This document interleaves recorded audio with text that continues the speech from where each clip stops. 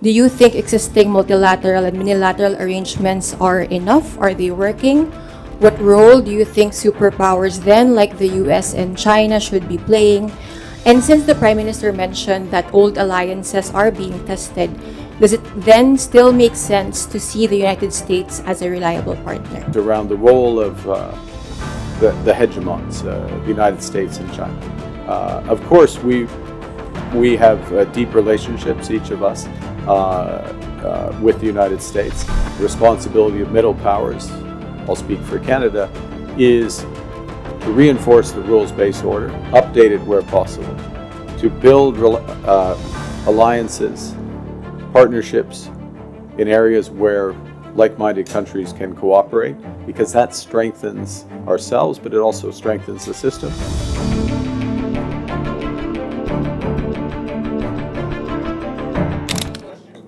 Prime Minister Carney, it's about the pipelines. Paul Johnson from Global News of BC. It seems like we're learning about this new pipeline through a process of deduction today. BC's not going to oppose it.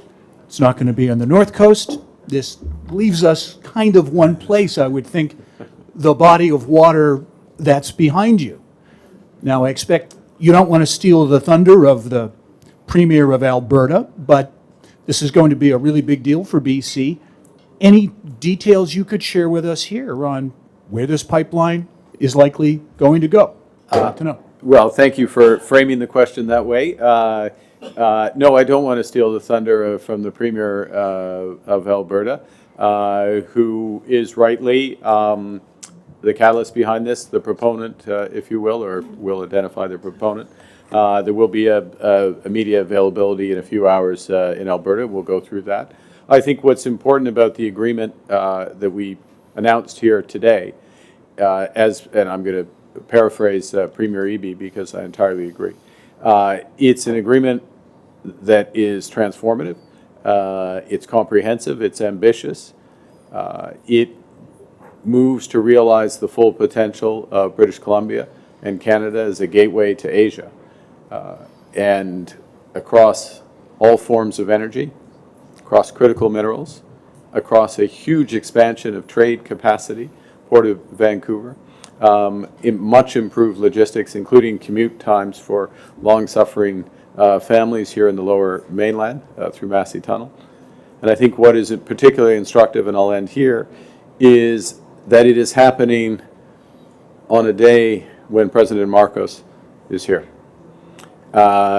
President's visit was the anchor for today's announcement. It's I was always coming here, the Premier coming to see the President, because of the importance of these ties and some of the potential on how we're going to build on those ties. That is part of what we as a country, as Canada, can realize, bringing together our people-to-people ties, 1 million Filipino Canadians, with our commercial and cultural opportunities, and you saw that in the accords signed moments ago. Thank you. Prochaine question. Next question to the Philippines. Good afternoon, Mr. President and Mr. Prime Minister. My name is Becopin. I'm from Rappler. You've both spoken on the importance of middle powers working together amid superpower competition, disruptions to the rules-based international order. So I wonder, do you think existing multilateral and unilateral arrangements are enough? Are they working? What role do you think superpowers then, like the US and China, should be playing? And since the Prime Minister mentioned that old alliances are being tested, does it then still make sense to see the United States as a reliable partner? Thank you. For the Prime Minister or for? For both of you, sirs. For both. Well, I'll start. Why don't I start, and let me underscore something the President said a moment ago, referencing the importance of the United Nations Convention on the Law of the Sea, something to which we are a signatory and we absolutely uphold, and we uphold the decisions and squarely back the decisions of 2016 that are directly relevant to the territorial waters and activities of the Philippines. First point. These types of arrangements, UNCLOS is one very important example. There are many others. Canada is still fully subscribes to them, fully supports them, and will continue to support them. They're not enough, of course. What also has to happen is that like-minded partners are working together across a wide range of areas, which is why today's series of announcements are another step of importance in our bilateral relationships. It's also important that groupings such as ASEAN are effective under the President's leadership, that they're effective in commercial and other areas. It's important that we look for areas together. We've had some of these discussions on topical issues, whether it's cyber, security, other aspects, where new partnerships can be formed. And then it brings to the last, or the first bit of your question, if I may, which is around the role of the hegemons, the United States and China. Of course, we have deep relationships, each of us, with the United States. There is a stronger commercial relationship, if I may, you can speak to it, with Philippines and China because of proximity and others. We look to use those relationships to reinforce the first aspects of what I discussed. All of those are important, and the responsibility of middle powers, I'll speak for Canada, is to reinforce the rules-based order, update it where possible, to build alliances, partnerships in areas where like-minded countries can cooperate, because that strengthens ourselves, but it also strengthens the system. And yes, cooperate with the hegemons wherever possible to reinforce the first two. Thank you. Well, the Philippines and Canada are in full agreement about the necessity of these bilateral and multilateral agreements that we have spoken about. With the volatility in the geopolitical world in the past years, I think it is a necessary development, not only for Canada and the Philippines, but for other like-minded countries who still continue to believe in international, still hew close to international law and a rules-based international system. Whether or not it's going to be enough is another question, because it's very hard to say, again, because of the volatility and the changes that will undoubtedly come in the future, that will be unexpected and that we cannot predict the nature of necessarily. And so, again, it is very, very clear, I think, to most countries and the leaders of those countries that these bilateral and multilateral exchanges and alliances and partnerships become necessary, so that when we face the volatility that I spoke about, that we are facing it from a much larger base, as it were, which will bring us hopefully the stability and will give us the options to adjust. We have two differing forces that we have to balance here. One is to be stable, and at the same time we have to be agile.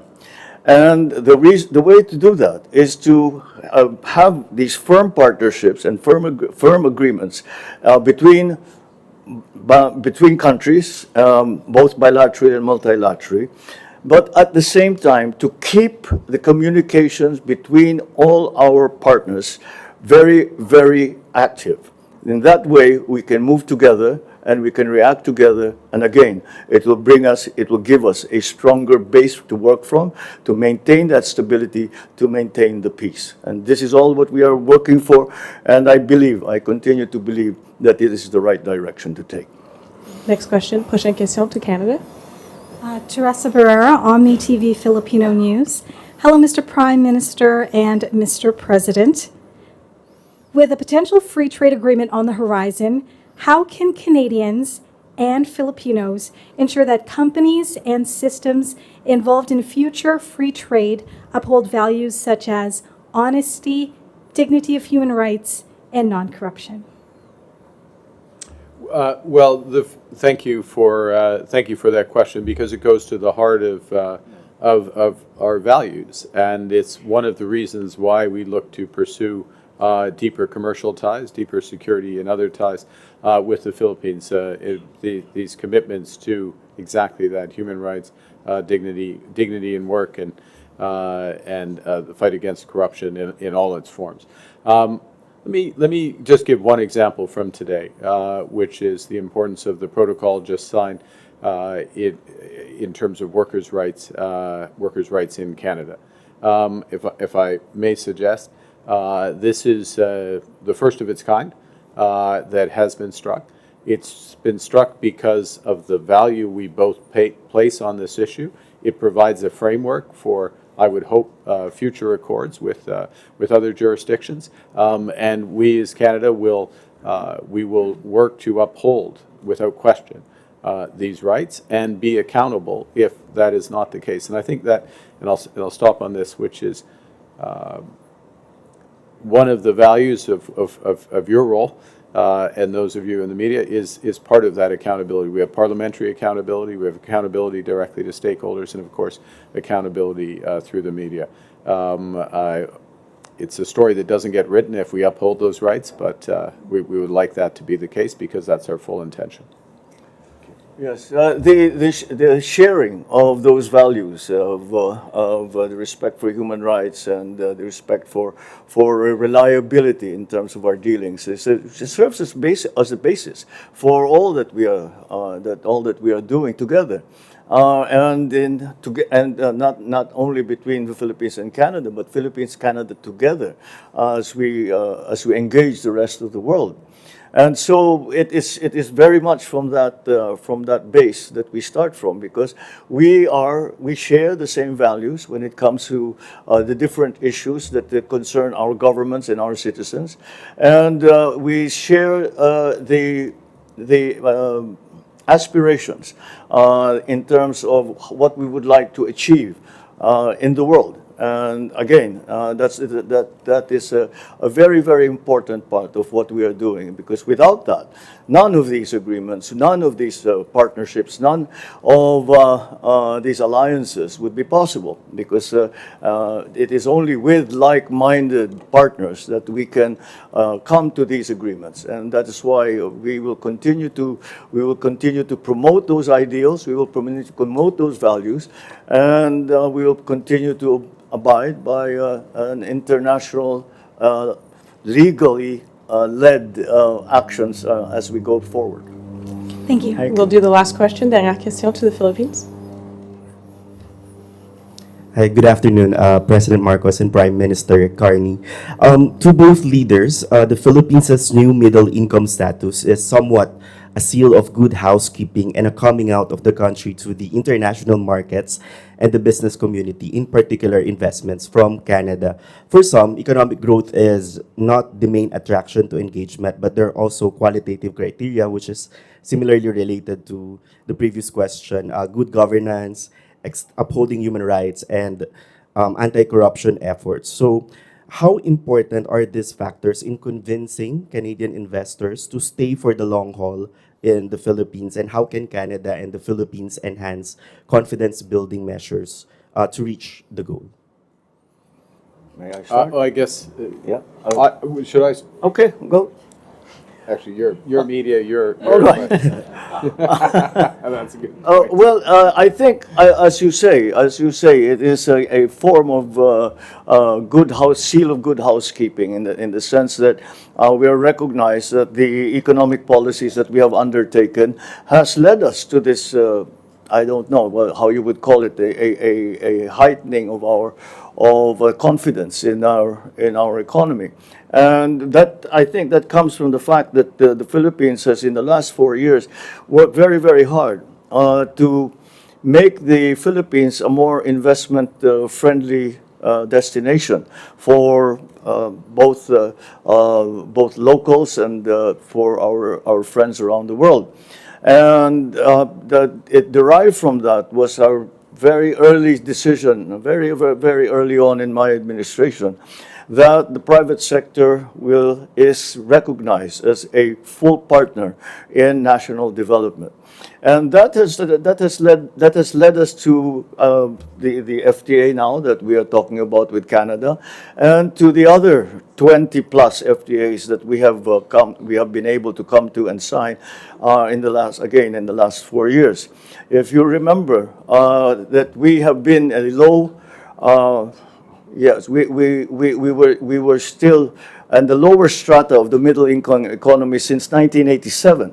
And it is just as well that it is about time that we moved up on that strata. We have changed that category somewhat.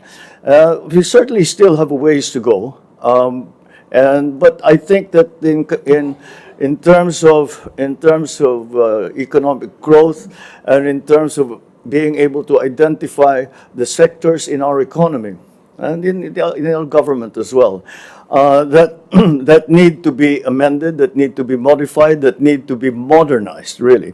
And that, I think, that is what led to the World Bank giving us that recognition.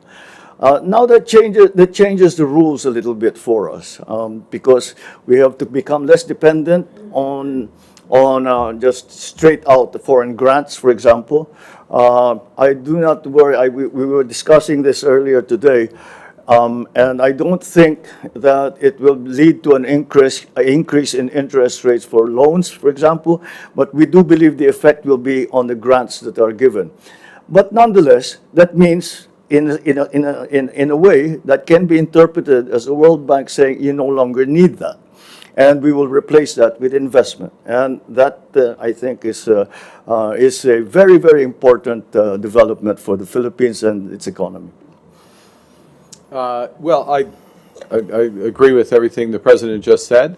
It is look, let's take the good with the good. It is a positive sign for the Philippines. This graduation, this doesn't happen. It's not something that reflects the latest economic statistic, a good quarter. It is something more broad and development that's been built over the course of the recent years.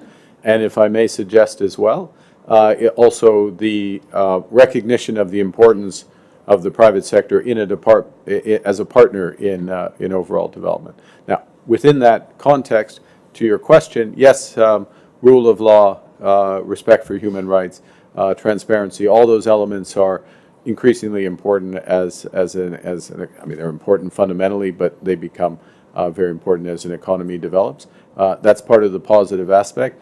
Agreements such as we're moving forward on today, including prospect of a free trade agreement, are reinforcing for all those factors. So there's momentum here and this is I'll leave it with this, which is this is what progress is you get self-reinforcing momentum, you continue to raise the bar, you have partners who move up with you. And that's what's happening with Canada and Philippines today. So it's a good day. Thank you very much. Merci Thank you, beaucoup. Prime Minister.